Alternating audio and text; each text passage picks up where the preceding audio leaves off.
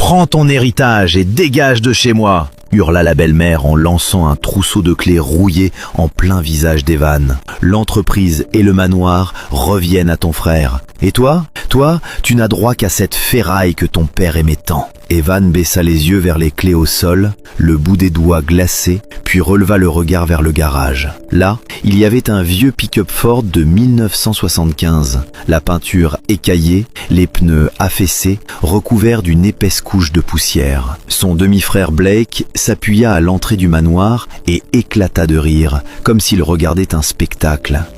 « Bonne chance, petit frère tout crasseux. J'espère que ce tas de fer démarrera, comme ça tu pourras au moins t'en servir pour ramasser du carton, parce qu'ici, tu n'as plus rien. » Evan ne protesta pas. Il ne supplia pas. Il se contenta de se baisser, de ramasser les clés, de les serrer calmement dans sa paume, puis d'avancer pas après pas vers le pick-up. Ce vieux véhicule, c'était la seule chose que son père entretenait lui-même. Tout le monde lui avait dit 1000 fois d'en acheter un neuf, mais il n'avait jamais voulu. « Ne t'inquiète pas, papa », murmura Evan en caressant le volant usé, d'une voix si basse qu'on aurait dit un serment. « Si c'est ce que tu m'as laissé, je vais le chérir. » Il tourna la clé. Le moteur toussa 2 fois, puis rugit d'un coup et cracha un gros nuage de fumée noire. Blake et la belle-mère se bouchèrent le nez, ricanant, et lui faisant signe de partir, comme si plus vite il disparaissait, mieux c'était. Evan quitta la propriété qui avait été son foyer. Maintenant, il n'avait plus d'argent,